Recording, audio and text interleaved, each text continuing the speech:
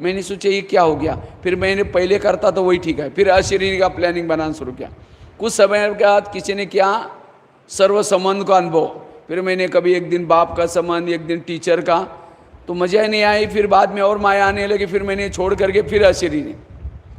तब मैं समझ गया इसका मतलब क्लास सुनो नहीं, सबकी क्लास सुनो, लेकिन आपकी स्थिति के लिए उन्होंने क्या पॉइंट दिया उतना कैच करो, बाकी को भूल जाओ। और उससे फिर मेरी अच्छी अवस्था बनने लगी। और अंत का पेपर 1 सेकंड का होगा, भूकंप आएगा, बाढ़ आएगा, कोई मारने के लिए आएगा, उस समय कहेंगे मैं आत्मा हूं, नहीं शांत स्वरूप नहीं, आनंद स्वरूप, ओम शांति हो जाएगी। जिन्होंने बहुत समय का अभ्यास किया उसी में वो पास हो जाएगा। और यह अनुभव आपको कोई भी परिस्थिति में पराजय नहीं करेगा। इसलिए एक स्थिति के अनुभवी बनो। तो उस कमजोर संस्कार को हम निकाले कैसे? उसके लिए सबसे पहली बात है, अमृत वेला बाबा को सुना उस कमजोरी के बारे में। जैसे डॉक्टर जब वार्ड में चक्कर लगाते हॉस्पिटल में, उस समय पेशेंट उठ करके बैठता है, अपनी बीमारी सुनाता है, डॉक्टर जी मुझे ऐसा हुआ, ये हुआ, ये हुआ, फिर पूछता है अच्छा और क्या हुआ, क्या हुआ, फिर वो लिख करके जाता है अपने वार्ड में, ऑफिस में, और उसकी दवाई भेज देता है किसी नर्स के द्वारा, कंपाउंडर के द्वारा। इसी तरह ये दुनिया भी एक हॉस्पिटल है, इसमें 4 वार्ड है, America ward, Africa ward, Europe ward, Asia ward. तो हम कौन से वार्ड में रहते हैं? एशिया। और यहाँ डॉक्टर आने का टाइम क्या है? सवेरे 2 बजे से 5 बजे तक हम चक्कर लगाता है। तो हमारा फर्ज है उठ करके बैठना, और केवल बैठना नहीं, कई डॉक्टर चक्कर लगा रहा है, पेशेंट उठाए, लेकिन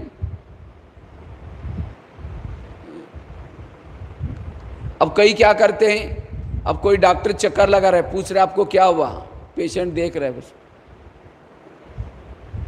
बीमारी सुना ही नहीं रहा है, दवाई कैसी मिलेगी?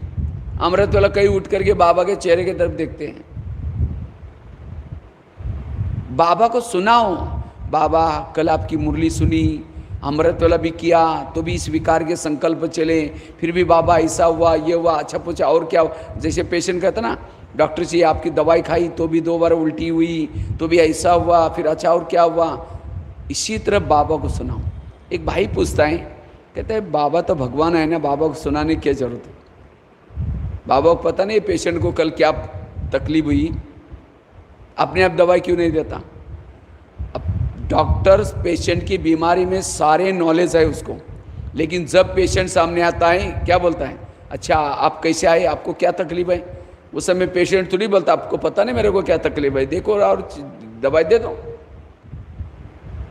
इसी तरह बाबा भले भगवान है तो भी बताना। इसीलिए एक मुरली में लाइन आती है, बच्चे सर्जन से अपनी बीमारी को छिपाओ नहीं, सर्जन को अपनी बीमारी सच सच सुनाओ। इसलिए ये एक युक्ति है। फिर बाबा अगर बाबा को सुनाएंगे तो बाबा क्या करेगा?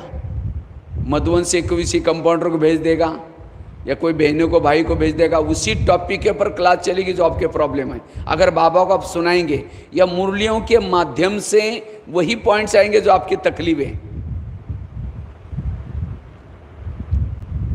इसलिए बाबा को सुनाओ। दूसरा है मुरलियों की स्टडी करो। मुझे लगता है हर विकारों के बारे में मुरली चली है, काम विकार वाली मुरली चले, क्रोध वाली मुरली चले, तो आपके प्रॉब्लम्स क्या हैं उसी टॉपिक की मुरलियां पढ़ो।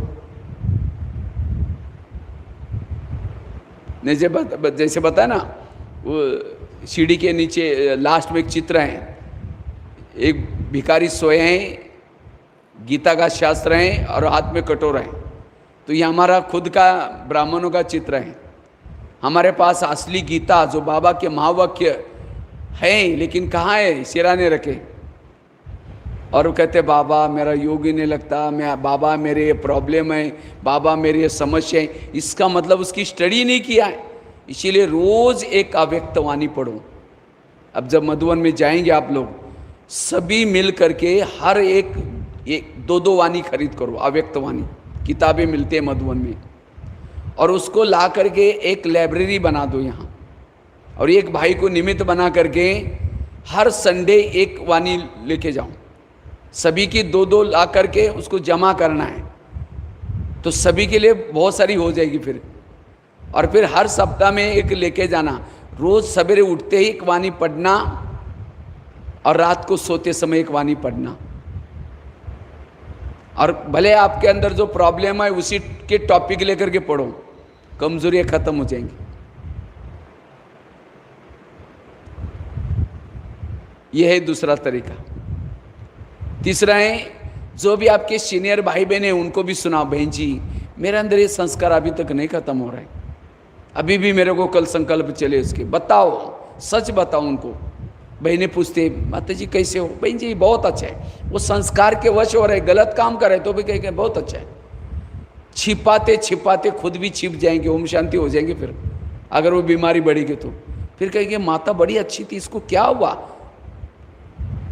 वो कई दिनों से संस्कार के वश हो रही थी लेकिन किसी को बताए नहीं, इसीलिए ओम शांति हो गई। अब स्थूल में किसी को बीमारी होते छिपाते हैं, कहेंगे देखो मुझे यहाँ फोड़ा हुआ है, कोई कहेगा पत्ता बांधो, कोई कहेगा तेल लगा के पत्ता बांधो, और भारत में तो जितने लोग उतने डॉक्टर हैं, सब राय देते हैं। तो जब वो बीमारी नहीं छिपाते तो ये संस्कार की बीमारी क्यों छिपाए? हर एक में कहीं ना कोई इलाज होता है, लेकिन हमें लगता है कि अगर बहनों को बताएंगे, हमें बहनें उस नज़र से देखना शुरू करेंगे, अरे ये माता इतनी पुरानी फिर भी संस्कार के वश है, इसलिए अपना नाम बताने की शर्म। अगर अपना नाम बताने की शर्म आते तो कहो कि मुझे किसी ने क्वेश्चन पूछा था, उनके अंदर ये संस्कार है, हमको जवाब नहीं देने आया, तो आप बताओ क्या हम बताएं उनको? है आपका कहने का मतलब उस संस्कार के बारे में नॉलेज कलेक्ट करो, तब उसकी असर कम हो जाएगा। चौथी बात है, उस संस्कार का भोजन नहीं दो। भोजन मतलब जैसे कोई बुजुर्ग है, क्रोधी है, लेकिन वो सबको झगड़ा करता है, पिटाई करता है। अगर उस बुजुर्ग को चलने नहीं आता, लेकिन उसको अच्छा अच्छा रबड़ी खिलाएंगे, मलाई खिलाएंगे, पनीर खिलाएंगे, उसको और ताकत आएगी, फिर पिटाई करेगा। अगर उसको खाना नहीं देंगे तो खटिया पर बैठ करके कहेगा मैं यहाँ करके मारूंगा, मैं ये करूँगा, लेकिन कुछ नहीं करेगा, सिर्फ चिल्लाते रहेगा, क्योंकि खाना ही नहीं खाया तो मारेगा कैसा।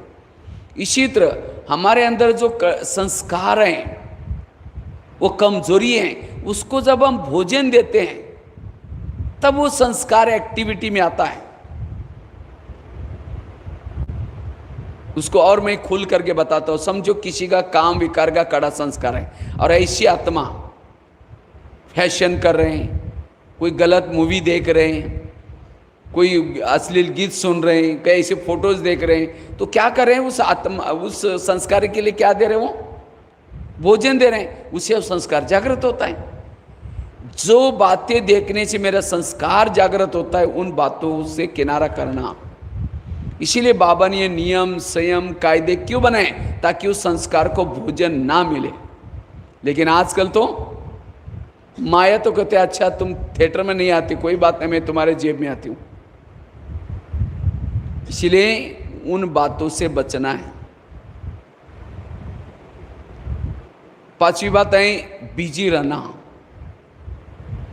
जितना बिजी रहेंगे, अगर घर में फ्री हैं सेंटर पर आओ, योग करो, कर्मणा सेवा करो, कुछ ना कुछ हमें सेवा में बिजी रहना है। जितना बिजी रहेंगे वो संस्कार का असर कम हो जाएगा। जैसे पड़ोस ने आपके घर में आते हैं, कब आती है? जब आप फ्री हैं, आएगी, कह के वो आवाज़ लगाएगी, लेकिन आप कुछ बोलेंगे नहीं तो क्या हो जाएगा? अगर वो आवाज़ लगा रहे लेकिन आप रिस्पांस नहीं देंगे, चक्कर लगा के भेज जाएंगी, फिर आएगी, फिर जाए, और फिर 4-5 बार आएगी। फिर अगर आप फ्री हैं, कहेंगे अरे कमाल है, मैं कितना बार आई, तुम तो आवाज़ भी नहीं लगाई। इसी तरह माया भी हमारी मासी है, पड़ोसनी है, वो भी आती है। कब आते हैं? जब फ्री है। इसलिए अपने आप को बीची रखो, तब भी उस संस्कार का असर कम हो जाएगा। लेकिन ये कोई असली इलाज नहीं है। दुश्मन से कब तक छिप करके भगते रहोगे? कभी तो पकड़े जाओगे, लेकिन फिर भी ठीक है, बिजी रहना। छठी युक्ति है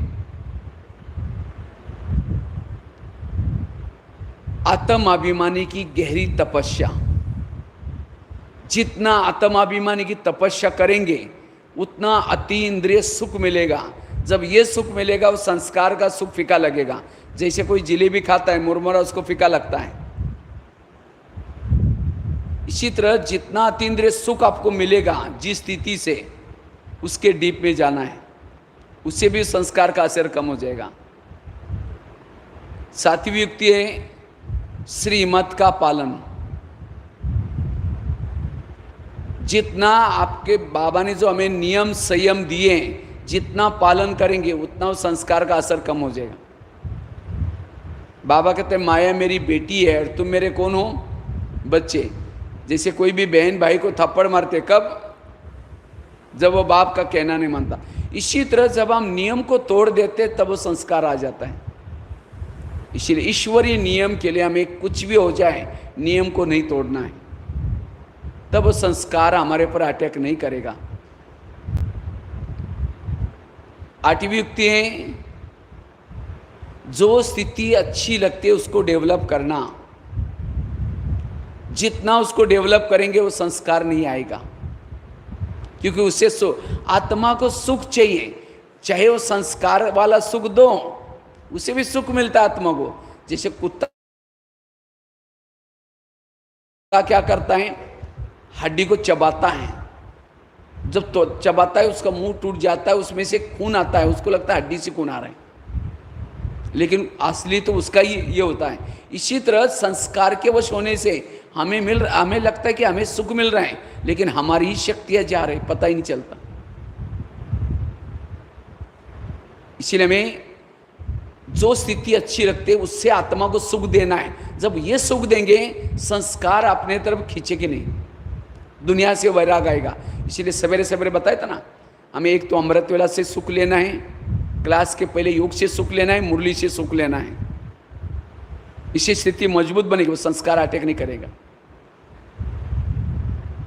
और लास्ट की 9वीं युक्ति है ज्वाला स्वरूप योग।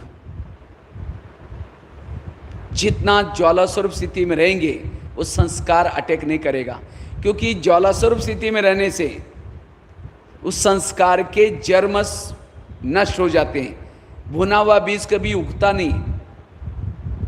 इसी तरह जितना ज्वाला स्वरूप स्थिति में रहेंगे, ज्वाला स्वरूप स्थिति बनेगी बाबा के स्नेह में खो जाने से। अभी था ना, बाबा के लव में लीन रहूं। लवलीन, लव कब होगा? जब प्राप्तियों को याद करेंगे, बाबा मुझे क्या कितनी पालना दे रहे याद करेंगे, तब बाबा से साथ लव, और उसी से हमारी लगन में अगन निर्माण होती है। ज्वाला स्वरूप योग, जैसे ज्वाला अगर आग बुझी है, लकड़ियाँ जो पड़ी है उसको हिलाओ तो क्या हो जाएगा? आग दोबारा धधक जाती है। इसी तरह बाबा ने जो हमारे बुद्धि में ज्ञान की लकड़ियाँ डाली है उसको हिलाओ, अर्थात चिंतन करो, तब जाकर के ज्वाला स्वरूप स्थिति बनेगी, जिसको भी बाबा कहते विचार सागर मंथन।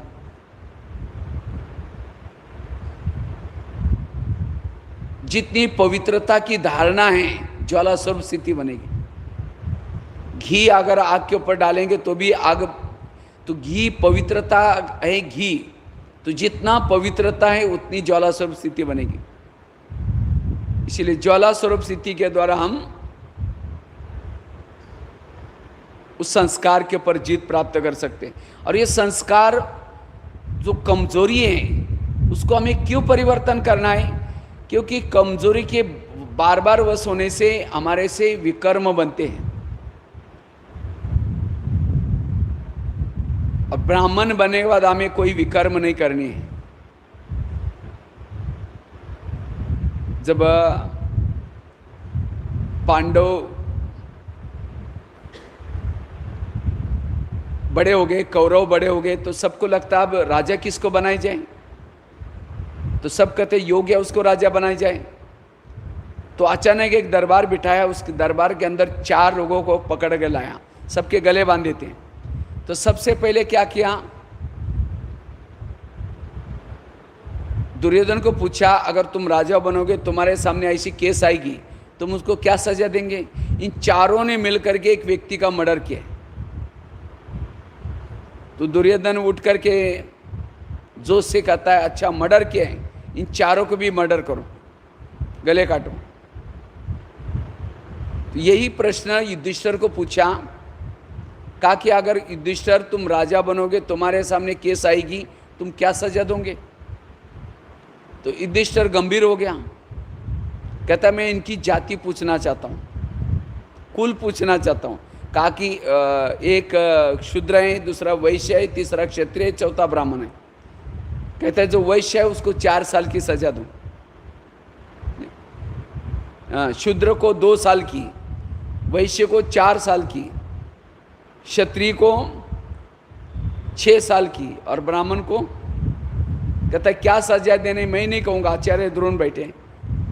ये सब संगम की यादगार हैं। अगर हम शूद्र में थे गलती की माफ़ हो सकती है, वैश्य में की माफ़ हो सकती है, क्षत्रिय में की माफ़, लेकिन ब्राह्मण बन करके कोई संस्कार के वश बार बार होते हैं, उसकी सजा 63 जन्मों के विकर्म विनाश करने के लिए योग। इस ब्राह्मण जीवन से पहले ज्ञान में चले थे, ज्ञान में नहीं थे, उसी समय जो विकर्म के वो बाबा को लिख करके देने से कम हो जाता है। लेकिन ब्राह्मण बनने के बाद योग लगाने से चुकता नहीं होगा, लिख करके देने से चुकता नहीं होगा, उसकी सजा और 1 का 1000 गुना सजा होती है, क्योंकि प्राप्ति भी। इसीलिए ब्राह्मण बनने के बाद कोई संस्कार के वश नहीं होना है। कई कहते हैं नहीं बाबा को तो पता ही नहीं चला।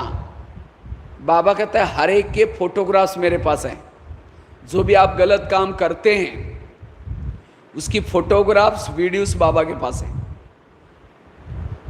जब हमारी विजय होगी, जैसे पांडव पहाड़ी पर जाते हैं, मेरु पर्वत, 5 पांडव, द्रौपदी, कुत्ता, जब जा रहे थे चलते चलते द्रौपदी गिर गई, नहीं चढ़ी। क्यों? उसका अर्जुन के साथ लगाव था, सबके साथ प्यार था, लेकिन अर्जुन के साथ लगाव था, इसीलिए गिर गई। नकुल गिर गया, सुंदरता का अभिमान था। सहदेव गिर गया, सहयोग करने का अभिमान था। भीम गिर गया, गदा युद्ध का अभिमान था। अर्जुन गिर गया, तीर चलाने का अभिमान था। ये पांडवों की कमजोरी रही, इसीलिए पराजय हो गए। भले कौरव से जीत गए, लेकिन अभिमान के कारण हार गए। ये सारी यादगार हमारी अपनी है। और कुत्ता और युधिष्ठिर स्वर्ग में गए। कुत्ता मतलब कोई कुत्ता नहीं, उसके अंदर ईमानदारी थी युधिष्ठिर में। इसी तरह हमारी भी विजय होगी, हमें सभी को पहाड़ी पर जाना होगा। पहाड़ी मतलब माउंट आबू वाला नहीं, परम धाम सीधा है। लेकिन अगर मेरा किसी से लगाव है, झुका हुआ है, गिर जाएंगे। फिर बाबा फोटोग्राफ्स दिखाएगा, किसके फोटो है, तुम्हारे या किसके और के। हम जो भी गलतियां किए हैं, बाबा अंत में हमें सत्युग में क्या बनाने वाला था वो दिखाएगा, और दूसरा हमने क्या गलती की वो फोटो दिखाएगा। कहीं ये लेने के लायक है, तुमने ये काम किया, उस समय सिर। इसीलिए बाबा कहते हैं कमजोरी के वश होकर के आप कोई गलत काम नहीं करना। बाबा कहेंगे तुम्हारा कैंसल, जाओ दास दासी बन जाओ। फिर सोचेंगे अरे थोड़ी सी गलती के लिए इतना बड़ा पद कैंसिल हो गया। अंत में बाहर के लोग तो रोएंगे, आंखों से आंसू आएंगे, लेकिन ब्राह्मणों के आंखों से भी खून के आंसू बहेंगे। प्राप्ति बहुत है। इसीलिए अब हमें उस कमजोरी को खत्म करना है। अगर ये कमजोरी रह जाएगी, अंत में वही माया के प्रवेशता का गेट बनने वाले, याद रखना। माया उस कमजोरी के द्वारा ही आएगी, आपको हरा देगी। क्यों? अंत में जब आत्माएं विनाश, यहाँ शरीर छोड़ेगी, परम धाम में नहीं जाएगी, अंतराल में घूमती रहेगी। क्योंकि परम धाम का सारी आत्माएं शरीर छोड़ेगी, तो पहले परम धाम का गेट खुलते पहले शिव बाबा जाएगा ऊपर, उसके बाद ब्रह्मा सरस्वती जाएगी, उसके बाद अष्टरत्न जाएंगे, 16,108 जाएंगे, उसके बाद 9 लाख जाएंगे, इस नंबर 1 जाकर बैठेंगे। अब समझो आत्माएं शरीर छोड़ी है, उनको शरीर है ही नहीं, और उनके अंदर किसी के अंदर काम विकार का संस्कार की उसकी इच्छा हो रही, उसको शरीर भी नहीं है, वो कहाँ जाएगा? जिसके अंदर काम विकार के अंश है और जिसका शरीर है उसके अंदर प्रवेश करेंगे।